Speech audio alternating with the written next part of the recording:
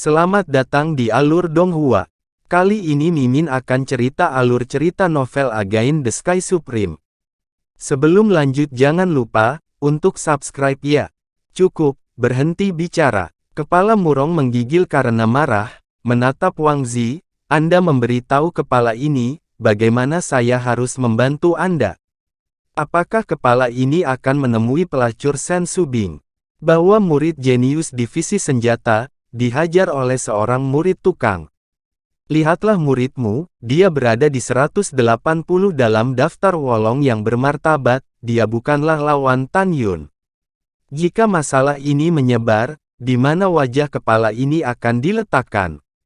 Pada saat ini, kepala Murong tidak begitu percaya, bagaimana bisa kalian sama Tan Yun.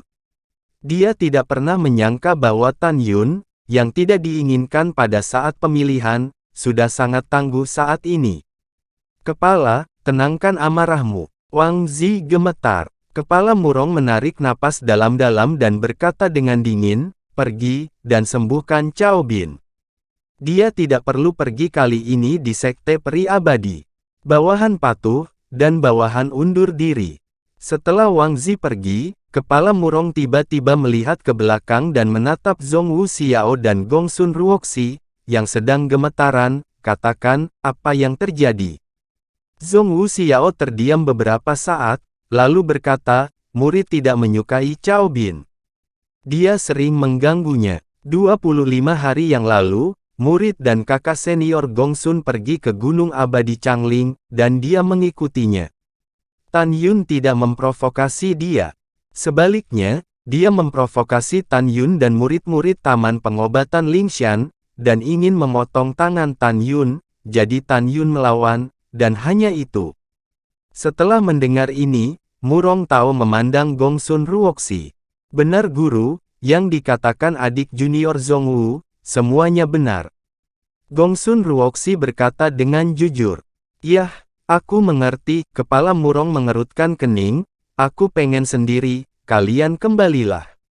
Siap guru, ketika Gong Sun Ruoxi dan Zhong Wu Xiao akan melangkah keluar dari aula, sebuah suara samar terdengar di telinganya, kamu akan datang sendiri nanti guru mau menanyakan sesuatu. Sesaat kemudian, Gong Sun Ruoxi kembali dan memasuki istana abadi Murong. Ruoxi, katakan yang sebenarnya, seberapa kuat Tan Yun? Mata indah Murong dipenuhi dengan niat membunuh yang tersembunyi.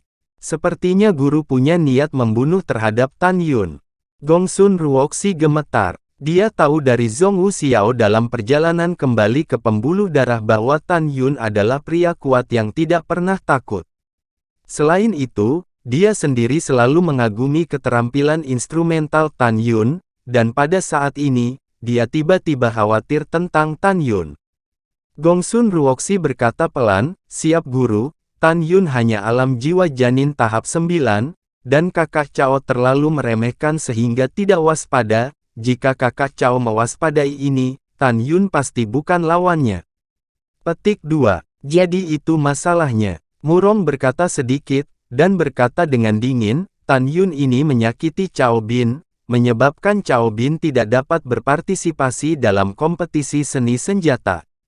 Perjalanan Sekte Peri Abadi, jika divisiku memenangkan pertandingan percobaan akan lebih baik. Jika aku tidak, aku akan membunuhnya. Pada saat yang sama, tetua kedua dari divisi jiwa binatang, Murong Hong, mendengar bahwa pembunuh cucunya, Tan Yun hidup kembali, dan itu membuatnya marah. Setelah menghancurkan semua benda dekoratif di aula, kepala keluarga jiwa suci, dengan marah berkata, Tan Yun, kamu membunuh cicitku, kepala ini harus membunuhmu. Waktu berlalu, dalam sekejap mata, 4 hari kemudian, tengah malam.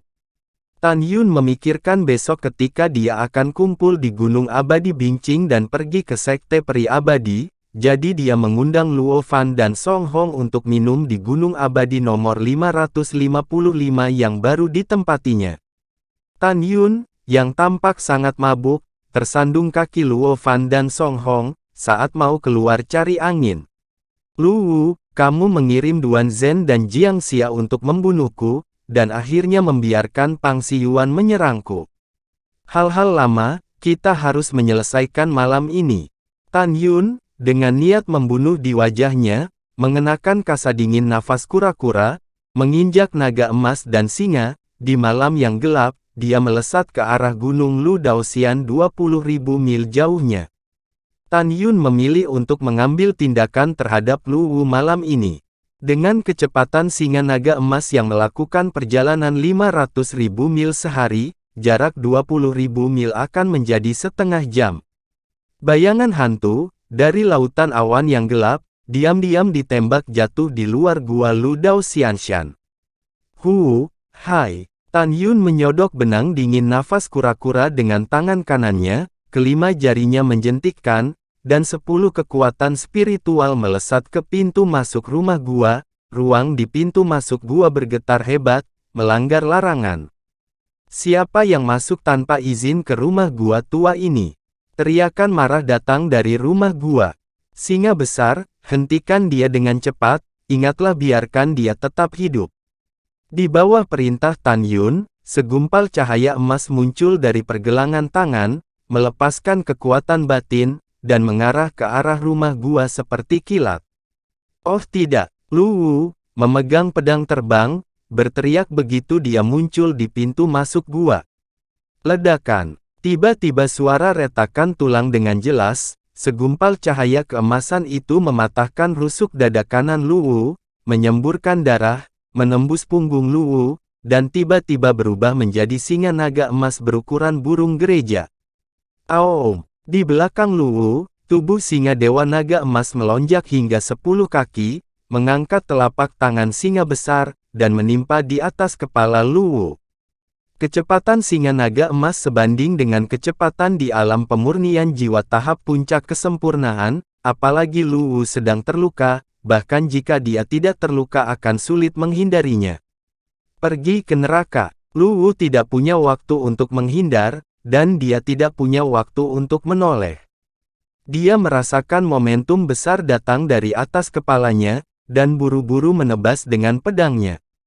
Blaar, telapak kaki raksasa singa naga emas tidak luka, tetapi tangan Lu Wu yang patah. Pada saat ini, Tan Yun sudah menggunakan penghalang kedap suara di luar gua, dan melihat semua ini di pintu masuk gua dengan santai. Seberapa kuat telapak kaki singa naga emas? Darah berceceran, tulang patah dan terbang, lengan kanan Lu Wu yang terlempar tinggi dengan pedang. Tidak, dalam teriakan putus asa Lu Wu, dia ditusuk melalui sayap panjang singa naga emas raksasa, menembus dadanya, dan darah mengalir. Auwem! Singa naga emas menyeret Lu Wu ke dalam gua, meninggalkan noda darah di tanah. Wow! Sosok Tan Yun melintas, memasuki rumah gua, menatap Lu Wu yang terluka parah di tanah, mata berbintang dipenuhi dengan niat membunuh. Lu Wu dilempar ke tanah oleh singa naga emas, dan berkata dengan panik, "Kamu Sen Subing, bukan?" Lu Wu meraung, "Jangan pikir saya tidak tahu, itu Pang Siyuan juga kamu bunuh. Saya sudah memberi tahu ayah saya, jika saya memiliki umur pendek, Anda hanya menunggu untuk mati." Menurut pendapatnya, orang yang memakai kasa dingin nafas kura-kura kalau bukan Sen Subing, atau Sen Wende, alam pemurnian jiwa tahap ke-8. Tan Yun meraih kursi dan meletakkan kaki kursi di punggung tangan Lu Wu. Dia segera duduk dan berkata sambil tersenyum, "Cek-cek." Mendengarkan suara yang dikenalnya, Lu Wu melebarkan matanya, kamu adalah Tan Yun. Kamu hanya tahap ke-9 dari alam jiwa janin, bagaimana mungkin memiliki binatang roh tingkat ketiga?" Tan Yun mengangkat kasa dingin nafas kura-kura, matanya tersorot kebencian. "Mari kita bicara tentang beberapa hal lama. Kamu mengirim Duan untuk benar-benar membunuhku lebih dari setahun yang lalu. Sayang sekali dia terluka parah. Jika aku tidak memiliki jimat, aku pasti sudah mati." Setelah itu, Tan Yun bangkit, dan tiba-tiba menginjakkan telapak tangan kanan Lu Wu, krek, tulang-tulang hancur, berceceran di tanah, dan telapak tangan kanan Lu Wu hancur. "Ah, Tan Yun, dasar brengsek." Lu Wu meratap seperti babi, dengan urat biru di wajahnya, seperti cacing tanah. "Ayo, umpat sebanyak yang kamu mau, Tan Yun membuat senyum simpul, dan berkata, Luwu, saya tanya padamu, kapan aku menjadi musuhmu? Penyebabnya juga muridmu Li Zikun, yang menghina dan mencambuk murid kebun obat Lingsan. Ya, aku memang membunuh muridmu Li Zian. Tapi itu juga dengan adil karena lewat pertarungan hidup dan mati. Tapi kamu binatang, kamu telah mencoba membunuhku berulang kali. Begitu dia selesai berbicara, Tan Yun menendang kursi dan menginjak tangan kiri Luwu. Ah! Luwu ditekan ke tanah oleh naga emas dan singa, membuat jeritan yang menakutkan. Tan Yun, aku salah. Tolong jangan bunuh aku. Luwu benar-benar ketakutan. Kamu benar-benar tidak bisa membunuhku. Ayahku adalah tetua keempat dari divisi pil gerbang abadi. Jika kamu membunuhku, kamu juga akan mati. Haha, aku juga membunuh Pang Siyuan. Bukankah aku mengetahuinya tanpa menyadarinya? Tan Yun mencibir, jika kamu tidak tahu apa yang bisa kamu lakukan, kamu juga memerintahkan Li Zikuan untuk meracuni rumput jiwa Yukao. Pada titik ini, Tan Yun mengepalkan tinjunya, mencicit, dan meraung dalam kesedihan dan kemarahan. Zaoran Dengdenga telaten merawat di Taman Pengobatan Lingshan, dan bekerja keras untuk menumbuhkan rumput giok kebangkitan, tetapi karenamu, dia dibunuh dengan tidak bersalah, kamu juga menggantung tubuhnya di Gunung Abadi Changling, dan tidak diizinkan untuk dimakamkan. Luwu, kamu sangat bangsat. Aku tidak akan membiarkanmu mati dengan mudah. Bukankah itu lebih ringan untukmu? Tan Yun berbalik di antara tangannya, memegang pedang terbang, dan memotong kaki Luwu. Karena Luwu terluka parah dan jiwanya terluka parah, Tan Yun segera menggunakan mata Dewa Hongmeng untuk mengendalikan Luwu, dan tanpa ragu berkata, beri aku kolam spiritual. Iya, mata Luwu tumpul, dan dia menghancurkan kolam spiritual, menyemburkan 3 semburan darah. Saat kolam roh Luwu dihancurkan, kerutan di wajahnya menjadi lebih kencang, rambut putihnya mulai rontok, dan alis hitam aslinya juga memutih dengan cepat, dan dia terlihat sangat tua. Usia sebenarnya Luwu adalah 190 tahun. Kolam spiritual adalah fondasi para kultivator. Jika kolam spiritual dihancurkan, basis budidaya dihapuskan. Karena itu, seluruh fungsi tubuhnya cepat menua. Dia terlalu tua saat ini. Tan Yun segera menyegel anggota tubuh Luwu yang berdarah, dan setelah melepaskan kendali dari mata Dewa Hongmeng, dia menggunakan api Hongmeng untuk membakar nafas dirinya sendiri dan naga emas dan Dewa Singa di dalam gua. Setelah itu Tan Yun menginjak singa naga emas, membawa Luwu dan terbang menjauh dari gunung Lu Daoxian. 2 jam kemudian, Tan Yun muncul di pegunungan 30.000 mil jauhnya di selatan gerbang Gunung Danmai. Dalam kegelapan, dia menggali gua di puncak dan melemparkan Luwu. Setelah itu, pintu masuk ke gua diblokir dengan batu besar dan biarkan dia berjuang sendiri. Pada saat ini, Tan Yun tidak membunuh Luwu.